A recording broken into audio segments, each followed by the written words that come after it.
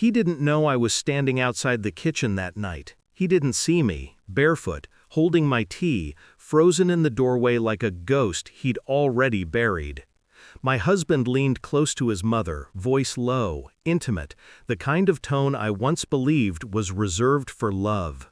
"That fat woman disgusts me," he said. "I'm only interested in her money." The silence that followed wasn't quiet, it was deafening. My heart didn't break, it calcified. I turned around, went upstairs, and finished folding the laundry. My hands didn't shake, I didn't cry. I was past the stage of reaction. I was already thinking. The beginning of us. When I met David, he wore confidence like armor. A man who filled the room before he spoke. He made me feel chosen, seen, not for my looks, but for what he called my substance. I mistook his hunger for admiration as passion.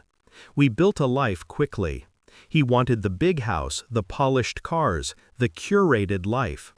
And I wanted to believe that love could be built on generosity. When I sold my company for $2.3 million, he called me his brilliant wife. He toasted to our success. But I remember how his eyes gleamed, not with pride, but possession. I didn't see it then, I do now. The discovery. It wasn't just the words that night, they were the final thread snapping. The signs had been gathering quietly for months. A subtle distance in bed, the way he flinched when I touched him, his sudden habit of locking his phone face down. He'd become more charming in public, more indifferent in private. He stopped saying we. Everything was I. And his mother, that woman with her frozen smile, she watched me with pity disguised as politeness. The night I overheard them, she didn't gasp, she didn't scold him, she just nodded. Like they'd both been waiting for me to die slowly, in ignorance. I almost laughed. I almost confronted them right there. But rage, when contained, becomes clarity. The shift. The next morning, I packed a small suitcase, not out of panic, but preparation. David thought I was going to a spa weekend. He kissed my cheek like a stranger brushing past on the street. He didn't notice the glint in my eyes.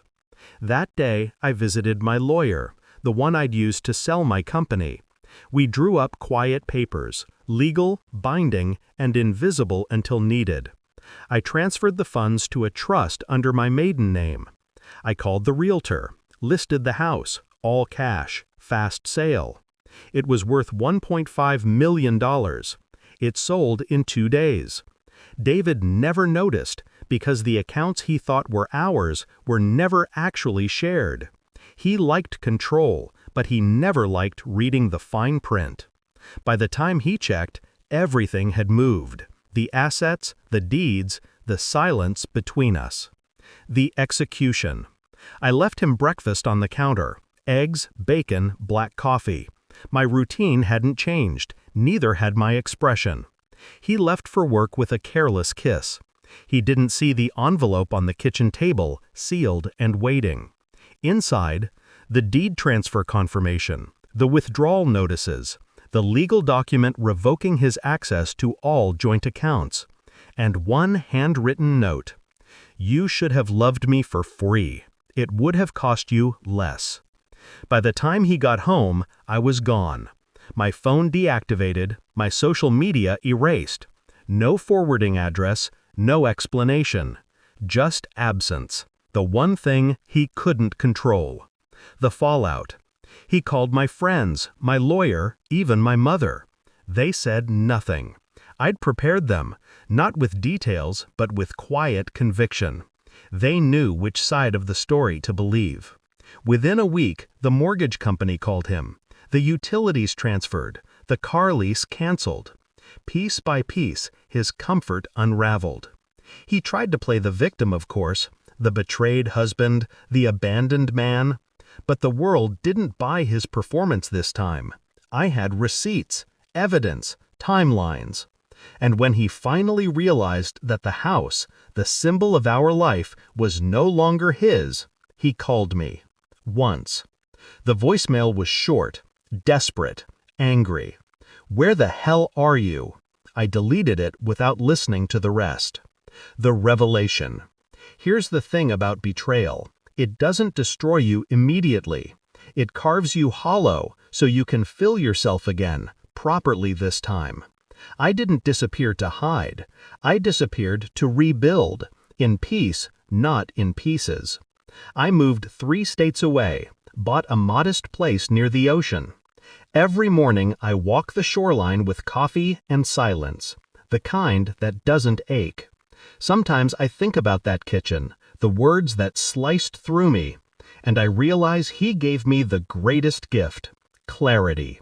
He showed me who he really was, and who I never needed to be again.